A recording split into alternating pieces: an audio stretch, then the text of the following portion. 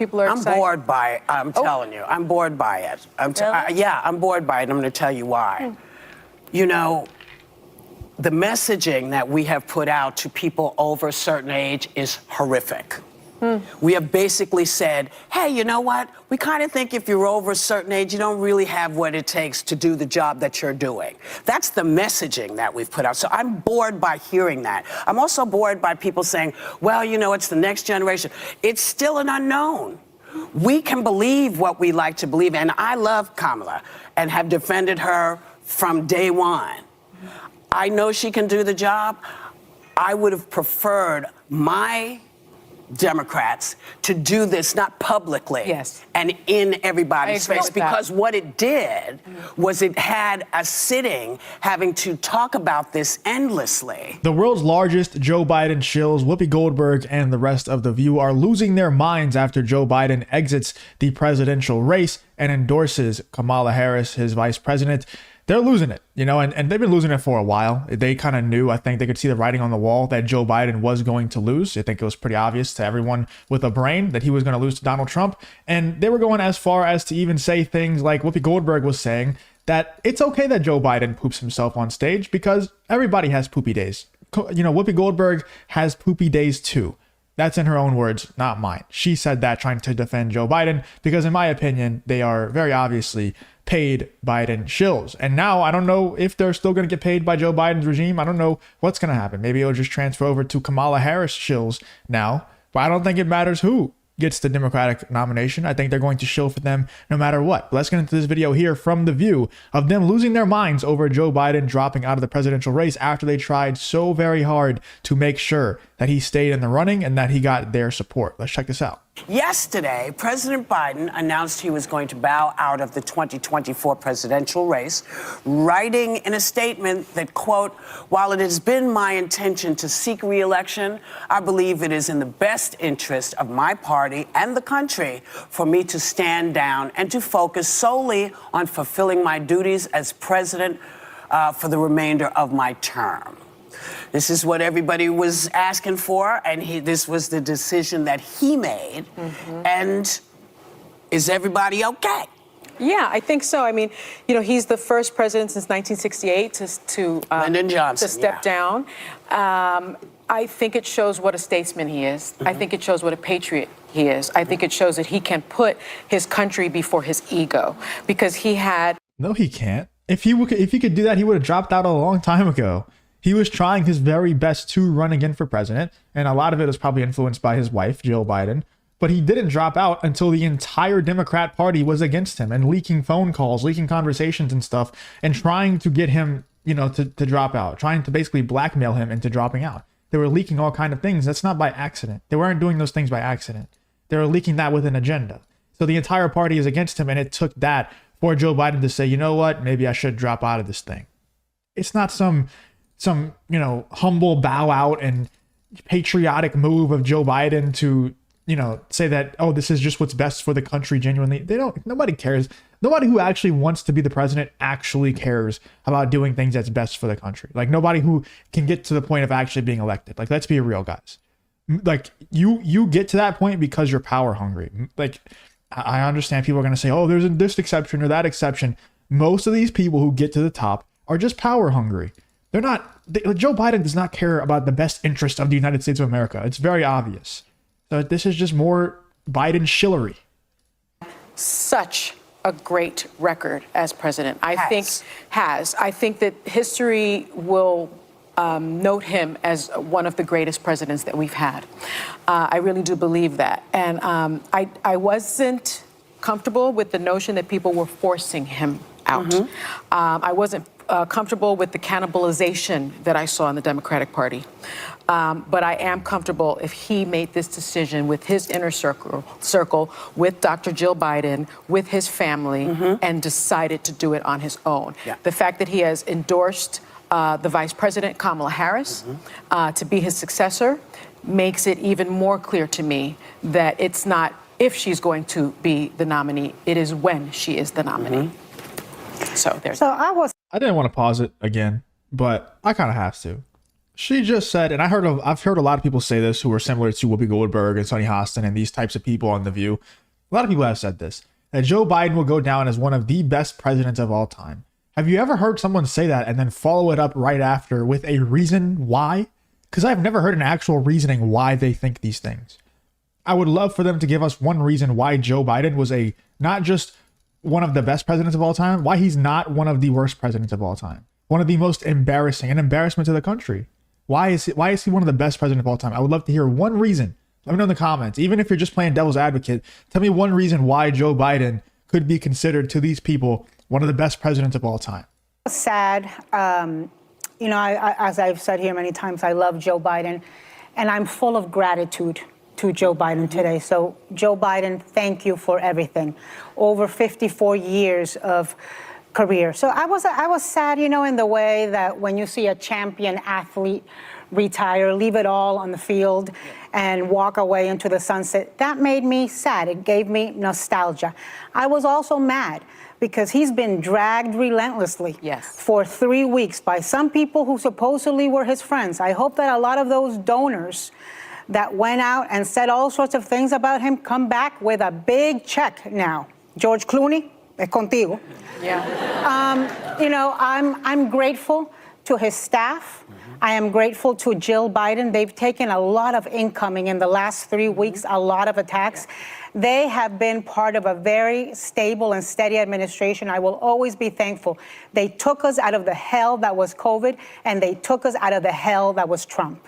For that, grateful till the end of my days. So I am also grateful, and I thank President Biden for his decades of service, but I do push back a little on Anna and Sonny's take on the party imploding. There is room for criticism when you're talking about the biggest job in the world.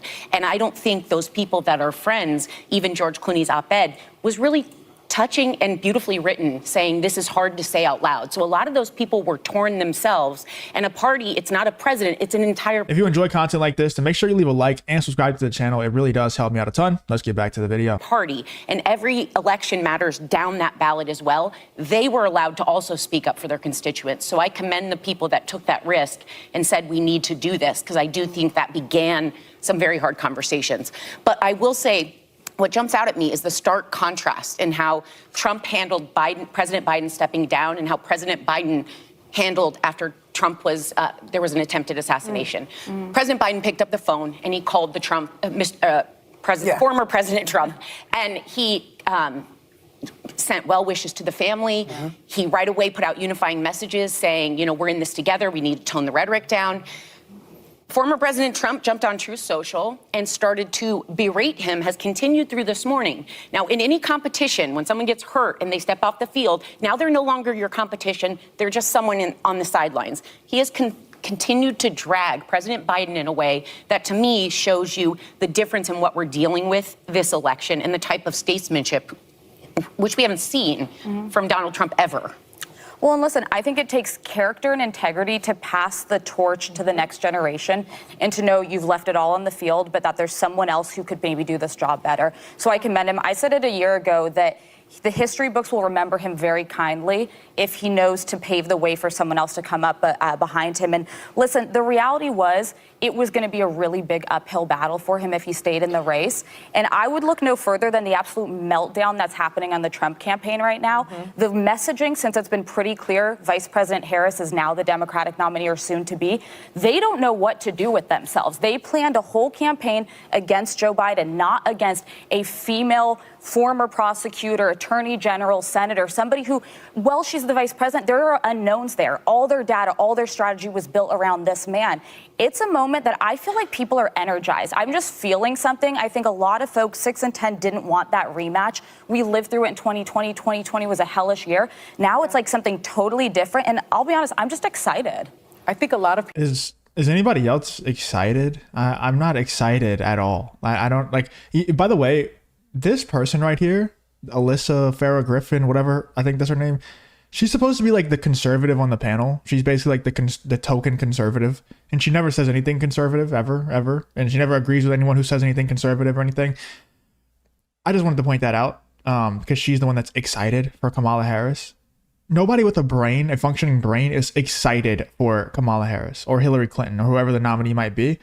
Nobody's excited for that. I think, honestly, I know people might disagree with me, but I think Kamala Harris is probably easier to beat than Joe Biden. I think Kamala Harris is way less likable than Joe Biden. Joe Biden is kind of like a mannequin. You can't really hate a mannequin because he doesn't have any actual thoughts or opinions or anything like that. So it's hard to hate someone who doesn't have any opinions or thoughts or logic or anything. Joe Biden didn't have any of those things. He was a puppet, completely a puppet. And I'm not saying that like facetiously or anything. He was like straight up a puppet. A shell of a human. Kamala Harris is not a shell of a human. She's younger and she's way less likable because she does have her own opinion. She has her own personality and nobody likes it. Nobody likes Kamala Harris at all.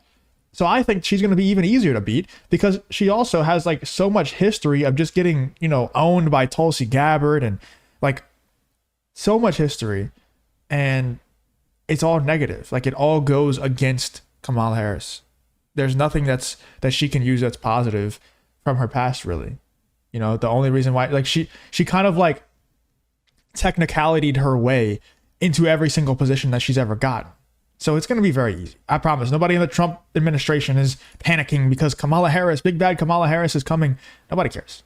It's like if Trump is going to win, if he was going to win against Biden, in my opinion, he's going to beat Kamala Harris. Now, I don't know if he would have won against Biden. I don't know. I think he would if there's no foul play involved.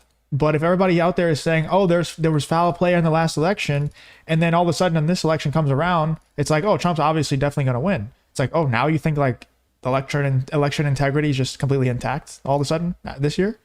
I don't know. I'm still skeptical about the whole thing. People are I'm excited. bored by it. I'm telling you. I'm bored by it. I'm bored by it. And I'm going to tell you why. The messaging that we have put out to people over a certain age is horrific. We have basically said, hey, you know what? We kind of think if you're over a certain age, you don't really have what it takes to do the job that you're doing. That's the messaging that we've put out. So I'm bored by hearing that. I'm also bored by people saying, well, it's the next generation. It's still an unknown. We can believe what we like to believe. And I love Kamala and have defended her from day one. I know she can do the job.